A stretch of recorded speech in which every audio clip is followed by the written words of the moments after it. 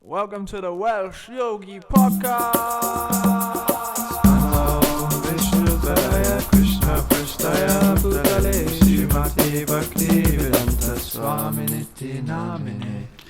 Hi Krishna, everyone, and welcome to another episode of the Welsh Yogi Podcast, where we'll be going through a bit of philosophy and how to practice spiritual life day to day.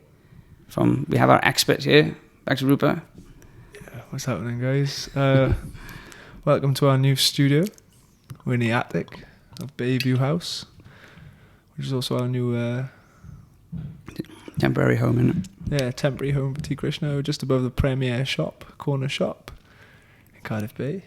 Yeah, everyone's always welcome to join us. If you're in Cardiff or you find yourself in Wales, then come on a Sunday and we'll have a bit of kirtan.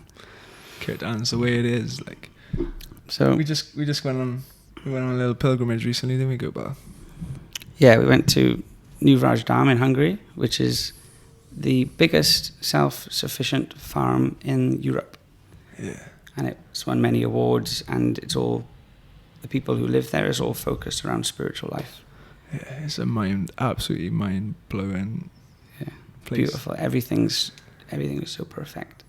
Like the painting on the walls and how clean it was. Mm. And then you have these beautiful deities and just amazing sort of chanting. It was like a transcendental rave, wasn't it? Yeah, it's good. It's good to spend time as well, Oh yeah. resting and with each other.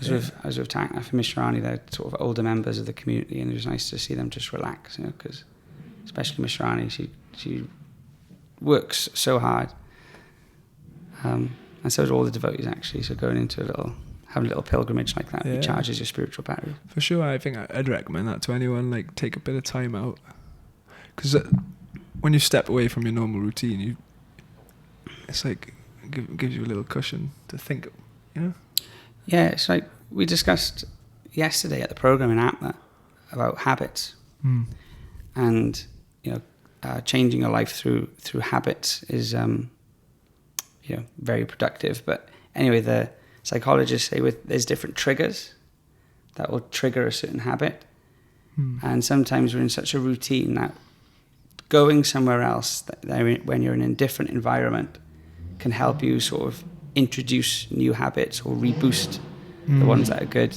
in your life. Yeah, it is like well worth doing, which kind of fits nicely into something that's happening.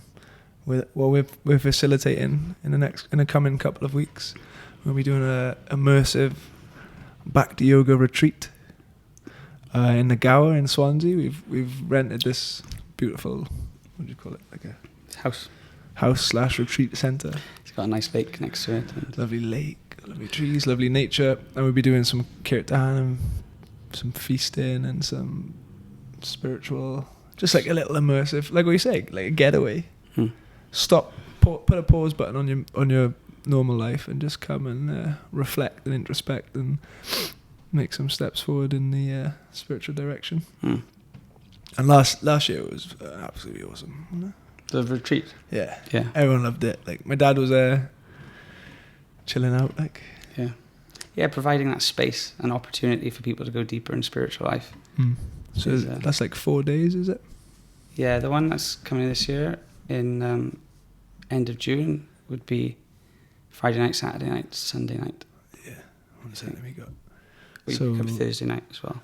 It will be from the 23rd of June to the 27th of June. So if you are interested in coming on that, you could send a message to the Welsh Yogi Instagram, Facebook, or help@tkrishna.cymru, that email. Yeah. And we'll send you the details over. Get in touch. Yeah. Because places are filling up quickly. We want to see you there as well. Yeah. It would be nice to see some of our millions of fans. We're asking you to come along. But yeah, so that was nice. That where we went anyway, Hungary. I feel like I made memories that are so powerful, spiritual. Like, the word samskara is a Sanskrit word. It means like an impression. I always remember it like scar. It's like leaves a scar in your mind. But I've left so many good scars in my mind, like real spiritual moments, like kirtans and hearing things in different classes and interactions. Yeah, but you made me think, because when we went there on the Monday, in the evening we got to see Shivaram Swami and had a little meeting with him. Oh yeah. And Shivaram Swami is the person who set up this whole. If you just Google Krishna Valley, you'll find a documentary or something. It is like a amazing project, you know. But Shivaram Swami started it about 30 years, and now it's a whole self-sustainable eco-farm community based around spiritual ideals. But yeah, we were in his front garden, all of the Welsh boys and girls from T. Krishna. That was pretty mystical. Yeah. It was like a very mystical... I mentioned it because I was going to say something about it, but I've lost my train of thought now. Sorry, that was me. No, I'm just trying to think. You know, some of the things that we like... Samskar, I was talking about samskars and impressions and... Yeah, that was it. So he was saying when you're trying to improve yourself or trying to practice spiritual life, sometimes we can get into the trap of just trying to get rid of things that are negative rather than actually to get stuff that's positive. You know, sometimes it's called anartha, or the unwanted things in the heart. And they have to be removed, and they're removed by the mantra meditation, by chanting Hare Krishna. The dust of the heart is removed and the heart becomes clean. But what was I going to say? Chetu Darpanamarjanam. Yeah. It cleans the heart. But yeah. So positive. If we focus too much on the negative without getting the positive to replace it, then it's very difficult. In fact, it's better to focus on the positive, and then the negative will automatically be removed. Sometimes you have to make an effort. But yeah. It's getting a balance right, though, isn't it? Like, because you see, like, people punishing themselves. And exactly. And like whipping themselves with change. You ever seen, what's that movie? Da Vinci Code. Da Vinci Code, yeah. There's that, like, crazy monk just starts whipping himself. Yeah. There's that side of it. Yeah, that's a common misunderstanding of spiritual life. It's like, I have to reject everything in this world. Reject everything's material, so therefore I must have nothing to do with this world and just be absorbed in some sort of inner world. But the fact is, actually, what makes something material is our consciousness of, okay, I need to enjoy that selfishly for myself. If we start to see this environment that, okay, everything can be used for a spiritual purpose. You can make nice meals, but you offer it to Krishna beforehand, and we have nice music and kirtan and dancing. So spiritualizing spiritual activities. Rap. Spiritual painting. I was going to ask you about that, actually, maybe, because we're going to do some kirtan after this podcast. And you should practice doing a rap. I could have a dabble on it. Spit some of your bars now. What have I got? I've probably said what I've got. It's about the material world, all right? Okay. Do you need a beat? Not really. I'll do it more like poetry. Right. Unless you can. Let's see what happens. Oh my God. Right, ready? Someone might see this and just pick you up for a deal, like, Oh, when I write rhymes, I close my eyes and let the Lord do his thing. That's Tupac. Oh yeah. Okay. I wish it was me. So it's all perpetual pain. That's pepper by pleasure. It's put me off a little bit. Try it. You start a beat and I'll jump on the beat. It's all perpetual pain, that's pepper by pleasure. A shortage of strain, that's a look alike leisure. Did you take the right measure to provide that cheddar? The plight of the pirate that's plundering the treasure. And it could be hot or cold weather.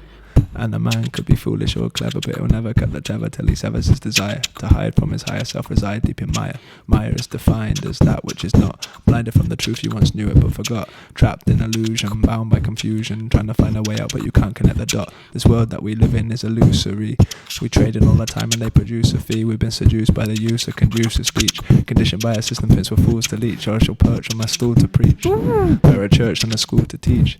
Bet we search for the truth and seek a higher meaning, find peace and go.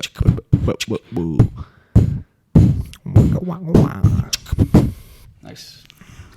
So later we should do a kirtan and we should try it. Implant that in there. Yeah. Yeah. Would be quite interesting. Yeah, so you could spiritualize anything. That's the beauty of it, and that's what the Bhagavad Gita actually talks about. Arjuna is the bad man, he's the warrior, and he's saying to Krishna, "Look, I don't know if I should fight. I don't know if I should face this fight. I think maybe it's better if I become spiritual and go off to the forest and become a mystical yogi and just leave this battlefield. Maybe that would be the better thing to do." And Krishna's like, "No, you're a warrior. You're a warrior, so you have to fight. That's your nature. So stand up and fight, but fight for me. Fight for a spiritual cause. So it's like that. It's like sometimes like, I want to be spiritual, so I'm just going to give up life. I did that, to be fair. Just renounced the world. I signed on the dole, sat in my room all day, bored, doing nothing. Like you have to be engaged in something. You can't even maintain your own body without work. Yeah, I mean, I remember someone saying before, like, do you remember being bored? Like, yeah. Since practicing Krishna consciousness, I've never been bored. You haven't got time. Yeah, exactly. I've had difficult days and good days, but there's always something. But I was never bored. I've never been bored since I've started practicing. But before, it's because you haven't had to sit through one of your classes, Gopal. Yeah. Sorry, I know one devotee, he was driving Tarkanath around and he used to play recordings of himself lecturing. Who, Tarkanath used to? No. Someone else? Vishwanath. Nice. It's interesting. I do, to be fair, I can't throw any shots at that. I do listen to the Welsh Yogi podcast. Oh, that's different. It is different. Everyone should listen. It takes on a whole new form. Like, as far as sound vibrations go, it's not bad. Yeah. I don't want to be proud because that's not very spiritual, but we're doing something special here, Gopal. I'm glad to be a part of it. Me too. I lost my voice. Yeah. Chanting. And my legs. My legs. We were jumping on a marble floor for hours. Yeah. These kirtan, if you know what kirtan is, it's like musical meditation. And you might think meditation means sit down and close your eyes with some candles, which it was that. But then there was some like full on jumping, head banging, dancing, going crazy. And these kirtans lasted like 8 hours. Like on Sunday it was something like, it's like 5 hours in the morning and then 6, 7, 8 hours in the evening. So for like 14 hours of the day we were just chanting Hare Krishna and dancing. Yeah, keep an eye out for the video. We filmed a lot of it. Yeah, I'm going to put a video together. Yeah. Is that right? Yeah. It's because Sam got some footage as well. Oh yeah, Sam, he's one of the boys who does loads of volunteering. Shout out Sam, he's a legend. But he made he's making a documentary. It must be far out. I mean, I take it for granted, but a temple room full of men are dressed in robes, like if they're orange if they're full-time monks or white if they're married or whatever, and then they're just doing this really sort of ecstatic dancing. And I remember one time we used to do kirtans on New Year's Eve, right until midnight, and this was in Swansea in the temple room, and some guy just comes off the street, he hears the kirtan, he thinks, wow, there's a real party going on in there. And he goes inside, opens the door, and he just sees all these monks just dancing and dancing. Like full on like rave scenes. Like all the boys we're losing our mind. Yeah. Chanting. Intoxicated. Genuinely intoxicated. And these are names of God, everyone. Sorry. It's not like your stuffy religion, like it's proper connection. But yeah, like you were saying, I can't believe, like if I was Sam, my head would have popped.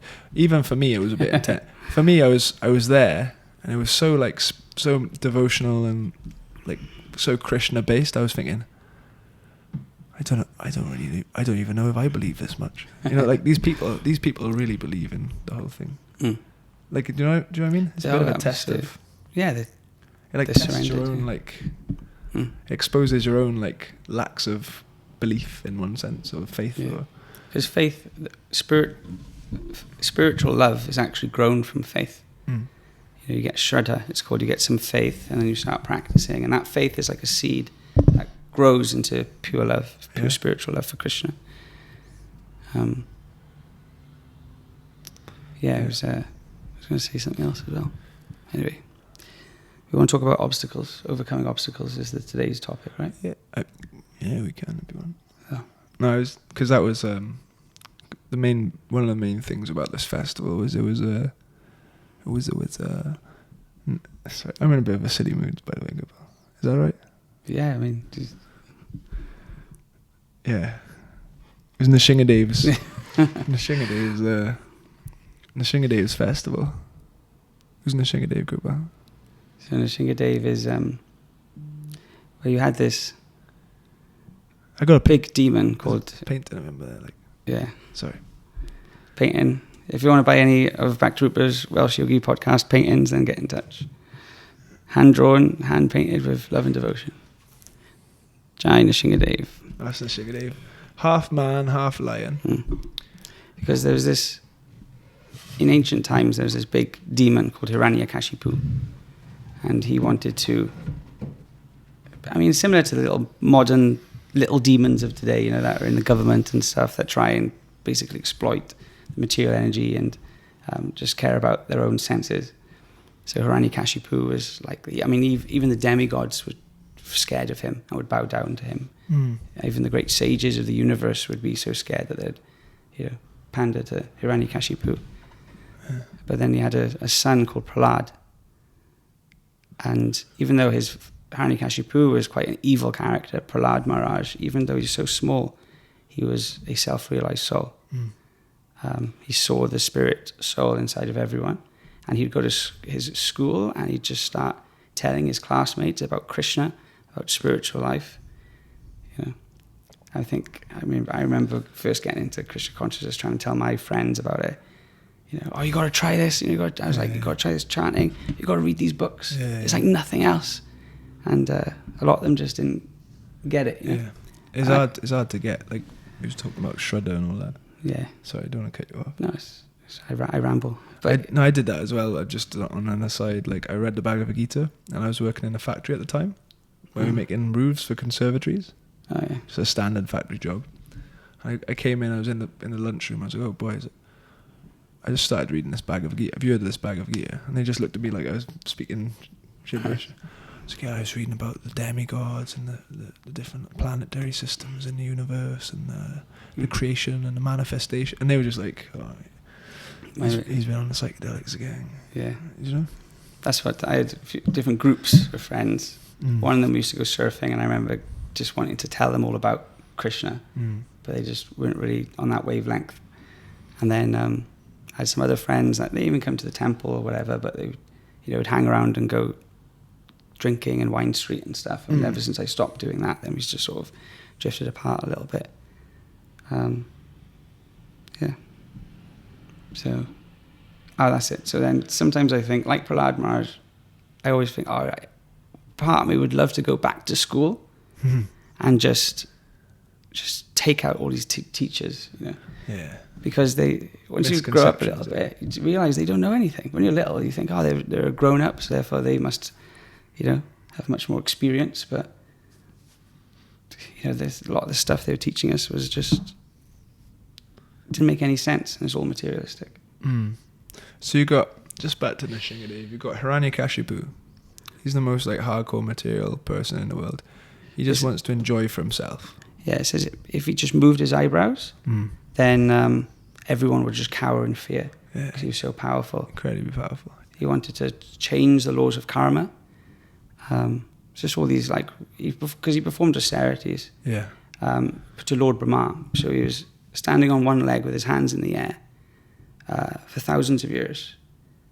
And then Lord Brahma comes and says, okay, we'll give you some benediction. And Hiranyakashipu says, well, I want to be immortal.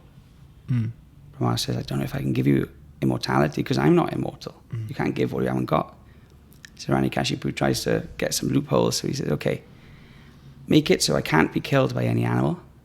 I can't be killed by any man. I can't be killed with any weapons. And I can't be killed in the day or the night. And I cannot be killed inside or outside. Yeah. So he had all these boons in order to try and make him, in order to make him invincible. But when his son Prahlad was such a pure soul that was in love with Krishna, and it made him furious as well. He said, he says, "Come, sit on my lap, boy." He said, "What did you learn in school today?" I learned that Krishna is the supreme personality of Godhead, and he is the creator of this entire universe, and he's more powerful than anyone. Yeah, and Hiranyakashipu was, "What?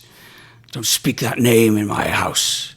And took the two of his bodyguards or whatever, took Prahlad Maharaj to try and get him to become a demon, there's been devotees in our movement that they join the temple, and their parents, because they don't understand it, a lot of them haven't even given it a chance. Yeah. They used to send these. This is like early days, like in the 70s, 80s, 90s, right? Yeah, I mean, it was happening in the 90s. Yeah. So, like, and deprogrammers. Yeah, they'd kidnap the devotees, Mm. and then put them in a room, and then try and force them to drink alcohol and eat meat, and just force them to commit all these sins again, because it was in a society. Well, you don't like doing these activities? There must be something wrong with you, because they don't understand the spiritual taste.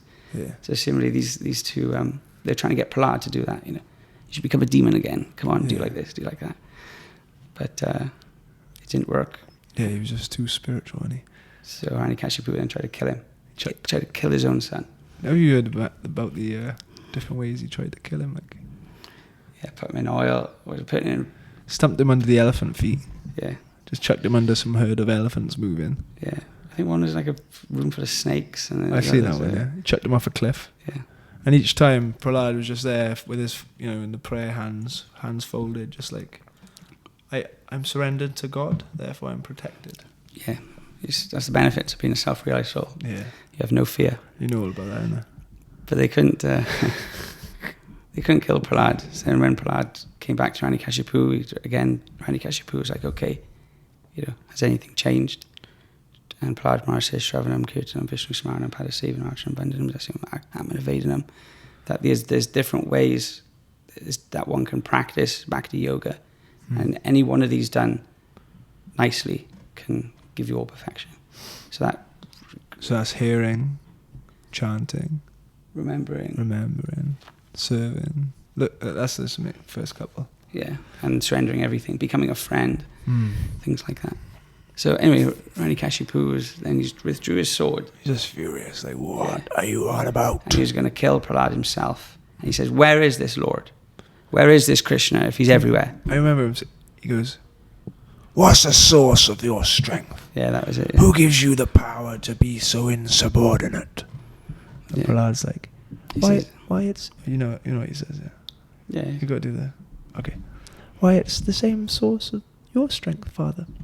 The Supreme Lord Krishna. God. And Hiranyakashipu's like, God? God? Where is your God? He's everywhere, Father. Your God's everywhere? Is he in this pillar? Yeah, because he got his sword out and he started clanking on the pillar. He said, is he in here? Clank, clank, in some clank. big palace with pillars. Yeah, and then Prahlad Maharaj, he actually looked up, and on top of the pillar, he could see this Nishingadev form waving at him, saying, it's okay, I'm here. He winked. Did he wink? Yeah, I did so. I heard that in New Vaj Down. Apparently, Prahlad saw the pillar and Nishingadev's in there, and he just like winks at Prahlad Maharaj. Yeah, it's a way to know, okay, I am here. Yeah. And then this scream that could be heard all over the universe, that shook the universe, a noise that you can't even imagine. Like a thunderbolt. And Nishingadev broke out of that pillar. And that's I tell you what, right? Just a little aside now. Me and Daichari, he's on the podcast a few episodes ago. We were in Hungary in this Airbnb, and it was about 2 a.m, and there was a thunderstorm. We kind of got woken up by the rumbling, and then just suddenly it was like pow, like the most, I can't even describe it. Like it was like the strongest, loudest, scariest sound. The thunder hit the tree just outside our room, and like it filled me and Daichari with like fear. Like it was like full on fear. So that made me think that's a sound. When Nishingadev popped out of that pillar to protect Prahlad Maharaj, this half man, half lion incarnation, it said that it makes a sound that pierces the entire universe, like you said, and filled everyone's heart with fear. Yeah, struck fear. Hiranyakashipu was the biggest, most powerful being in the universe at that time. And when Nishingadev came, even Hiranyakashipu felt some fear because he's half lion and half man in terms of the form that Krishna's taken. It's all completely spiritual. And Hiranyakashipu thought, okay, I've never seen a creature like this before, but I think I can take him. Yeah. Even though Nishingadev is so fierce with these long claws and mane, and he's just starts killing all of Hiranyakashipu's guards. And then he goes, fights with Hiranyakashipu. Now he has blood beautiful sprinkled on his mane. And like a cat plays with a mouse, he was picking up Hiranyakashipu, and Hiranyakashipu would just fall out with a hand, and he'd pick him up again, just playing with his food, basically. Yeah. Nishingadev was. Just fighting, like... And then he put him on his lap, eventually, and ripped out all of his intestines, and then wore his intestines as a flower garland for himself. Just so people can see. You got the intestines on it? Yeah, it's for there. Oh, yeah. I don't know if this is in frame or what, but there's the intestine. Yeah. So you managed to fulfill it, because he's not a... yeah, that was it. Because he's not a man or an animal. Yeah, because Hiranyakashipu, he'd had basically this blessing where he was basically invincible. Like what you said, he can't be killed inside, outside by an animal. He was trying to cover all his bases. Yeah. But that's why. Okay, half. And also because Lord Brahma is also a devotee of Krishna. So Krishna, even though he didn't have to try and play with these conditions, he did it just because he wants to prove the message of his pure devotee to be true. So he wasn't killed. It was half lion, half man. So it wasn't an animal. It wasn't a person. He killed Hiranyakashipu on the porch. So it's not inside and it's not outside. He killed him at dusk. So it's not really day and it's not really night. Nice. And he didn't use any weapon because he just used his own transcendental claws. Yeah, it's hardcore. Like, so he's ticking all the boxes. Exactly. So this is what we went to Hungary to celebrate. Yeah. This is Nishingadev's appearance day, and it's like, what are you gonna say? Like, well, it's a good time to. Nishingadev can remove all obstacles to our path of spiritual life. 100%. And because that's what I was thinking. Because when we were on the plane to Hungary, I was sat next to these people. They started talking, shooting the breeze, and it turned out they were Christians. And this lady, she was in a choir, like a choir singer, and she was reading her like words for a song. And I looked over her shoulder, and it was called Joshua and the Walls of Jericho. I was like, oh, have you heard about Break down the walls of Jericho. Walls of Jericho is a wrestling move, right? Yeah. Yeah. By Chris Jericho. Chris Jericho. So I was like, I just asked her, what's the Walls of Jericho then? And she said basically in the Old Testament of the Bible, there's a story where there's this army is trying to like breach a city to kill like an evil guy or something. And they go for many, many, many days. I might be butchering the story. If you know it, I'm sorry. But this is just what I remember from what she said. This army's trying to breach the city, but the city's called Jericho. But the walls, they just can't penetrate the walls. Keep going. And eventually the emperor of the attacking army is like, okay, he just prays to God. He says, please, God, like, we need to remove this sort of evil person from this kingdom. And then with that prayer, then the walls of Jericho fell. So I was like, oh, that's really interesting, because we're going to Hungary to celebrate a form of God who removes obstacles in that way. And when we pray to this aspect of God, the remover of obstacles, then he takes away our material obstacles. Because right now, I'm a spiritual being, but my heart is steel framed. It has a wall around it. I can't actually express my full spiritual nature because of these different material conceptions which are sort of layered in front of me and the reality. So like I can pray to Nishingadev to break down the walls of Jericho in my heart, you know. Like I can, it's like a perfect time. Okay, I got this problem that's standing in the way of me being more spiritual, being more kind of connected to Krishna. Nishingadev, please, can you just like help me pull this out? You know, if it needs to come out, you should help me take it out. You know. Yeah, Nishingadev is quite. You have this Ugra Nishingadev deity in Mayapur, and it's the form of Nishingadev just as he's coming out with a pillar. Yeah, most scary. Very angry.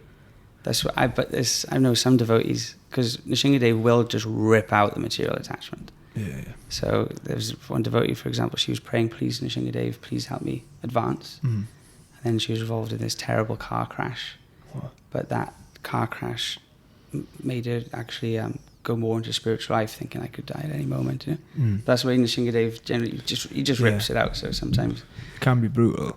But I thought it's quite interesting because there's, you got one person. Prabhupada used to say, you got the person in the house, the millionaire, saying, "Please God, look after my money," and the burglar is looking in the house and he's saying, "Please God, let me do my job properly today.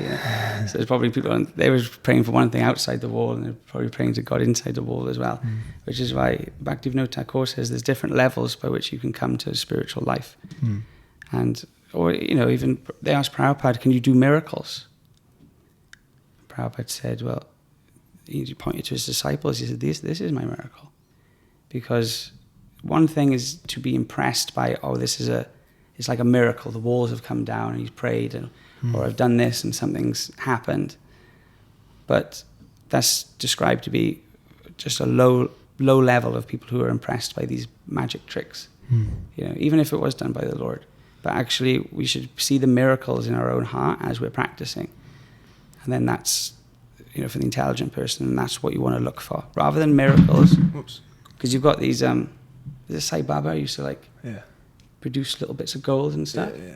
So it's just like little tricks. But what you want to look for is a process and a guru that's actually going to help you become self-realized. It's the miracle of actually change. Because you try changing off your own strength. There's so many alcoholics, so many drug addicts, people with so many bad habits, and the ability to actually change your heart, to actually change, you can't really do it off your own strength.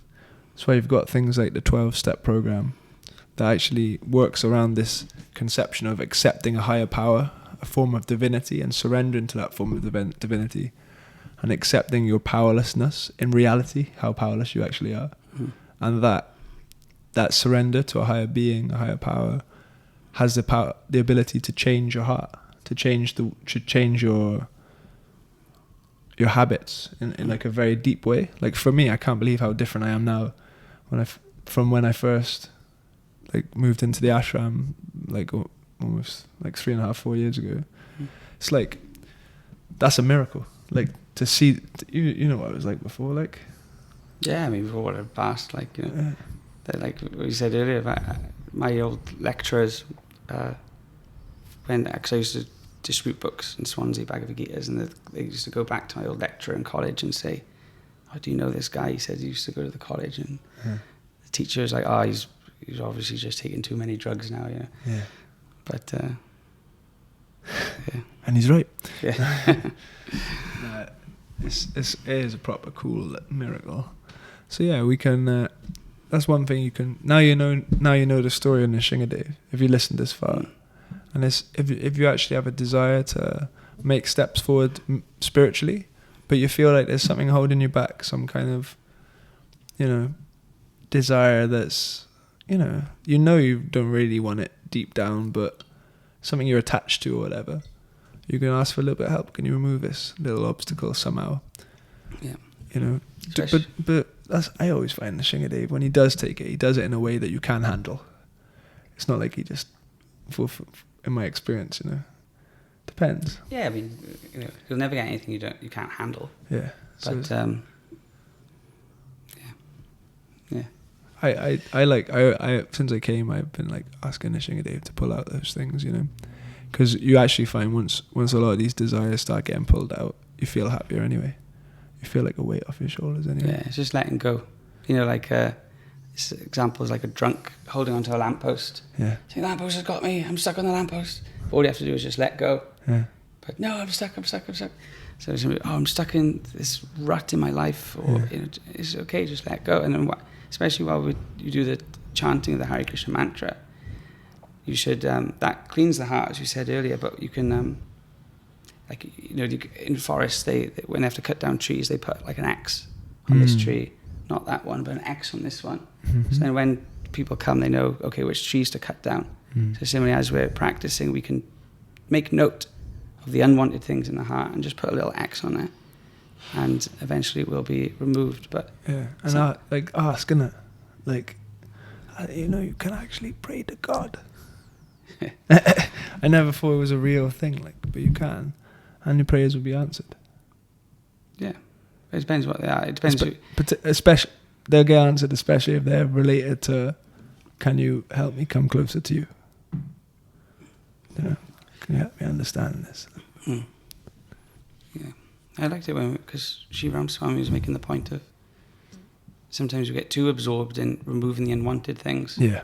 And we don't give enough attention to actually adding positive things into our lives. So we did a little exercise last night about, the wheel of life. You look at different sections of your life that are important to you, and you number them from 1 to 10, and you see, okay, where, what are my values? Am I actually giving time and attention to the things I do think are most important? Am I giving time and attention to things where actually I don't need to so much? And then once you have some rough idea about where you're at, then you can make solid goals in order to improve. Yeah, that was good. Yesterday in the Atma, every Wednesday we do like a wisdom talk, but yesterday we did our spiritual fitness. We're going to try and do it once every 4 or 5 weeks, right? Good, well. Yeah. Like basically like a sort of fitness tracker system to like implement a little bit of like routine, habit. Yeah. And just a little check on where am I at the moment. And there's things, because we made one, and if anyone wants to copy, and again, let us know. Yeah. But it's, breaking up things. You tick it if you've done it that day, and there's suggestions like, just go for a walk, or affirmation. Yeah, wake up with an affirmation. Greet the day with an affirmation. Greet the day with a map, so you know what you're going to do that day. Mantra meditation. And things like writing a gratitude journal, practicing gratitude. So these selfless service. Different things you can do every day. Yeah, and so it's about being deliberate in your life and picking your spiritual habits. Yeah. Anyway, that keep an eye out on the Atma Instagram. Yeah. Because we will advertise when we're doing a spiritual fitness class. Come in and sort your life out. But yeah, I don't know, I feel like, because I was just that obstacle removal kind of thing. Just like the idea of asking to take down those walls of Jericho. Things are getting in the way, like. Yeah, we just have to want to. You find when the material things start to go away, then it's like, oh, actually, I'm not ready for this. I want to keep that one right. So, and that's why it's a gradual process. It's a lifetime endeavor, and there's ways to get rid of, because some desires are just too strong for you to give up, aren't they? Yeah. Generally, like. And there's ways that you can dovetail your desires with spiritual life. Yeah. That's why. Sure. You got different setups. Different methods and means, like. And if you want to learn that, you just come and hang out, and we teach you, innit? Yeah. Keep coming on the Welsh. Teach you what not to do. It's true, like. For example. I like that as well. In the class I had, he's talking about, let me get his name up. This is interesting, good. Well, if you just wait 2 seconds, I'll just let you know about this. Nice. You look for you say something whilst or we just give some. Okay, let's have a look. Oh, Francis of Assisi. You heard of Francis of Assisi? Oh yeah, he's famous. Who is he? He was a monk, but he was actually very renounced. He was vegetarian. Oh yeah. So a Christian monk. Yeah, he's famous. Yeah, there's a film on him actually, because he was very renounced, and he just wanted to, give spiritual life to everyone. But it was quite interesting what he said. He said he had like some people that he sent off to different parts of the world, different parts of Europe, and he said to him, go and preach, go away and preach, and if you like, you can say a few words. So it was, the idea of preaching, you'd imagine it would be like, yeah, you do this or you burn in hell, or like just telling people what they should be doing. But actually true, like preaching or true is setting an example, is like leading by example. You know what I'm saying? I don't know why I said that. I just thought that was an interesting point. Like, and that's the way to overcome obstacles as well. Just like if you're walking somewhere where there's like thorns on the ground or something, then if you just follow the person in front of you, because they know the way. Like when we're going around Govardhan, there's people that go around every day, and okay, if I follow him, then they know I'm not going to hit the stones. They know the best path. So similarly, if you have a spiritual teacher, if we just follow in their footsteps, and trod the path that they've trodden and that their gurus trodden, And then you won't encounter so many obstacles then. And listen to good advice. There's some senior people who've been through everything that we're going through, and they can help us. It's vital. Very cool. Thanks, Gopal. I think call it a day there. Is it? What do you reckon? Unless you got some more nectar. No.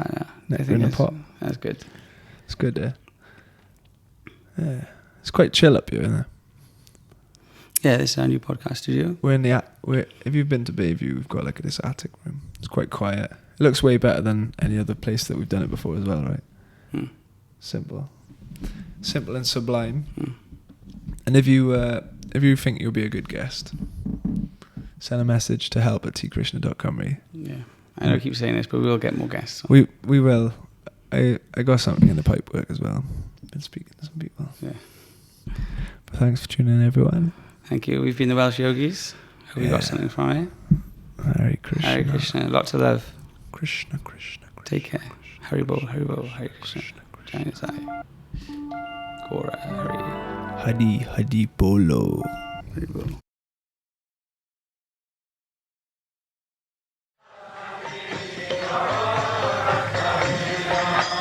Madhya Shikshana Chaitanya Prabhu Nityananda Shri Advaita Gadadhar Shivasadi Gaur Bhaktavinda Madhya Shikshana Chaitanya Prabhu Nityananda Shri Advaita Gadadhar Shivasadi Gaur Bhaktavinda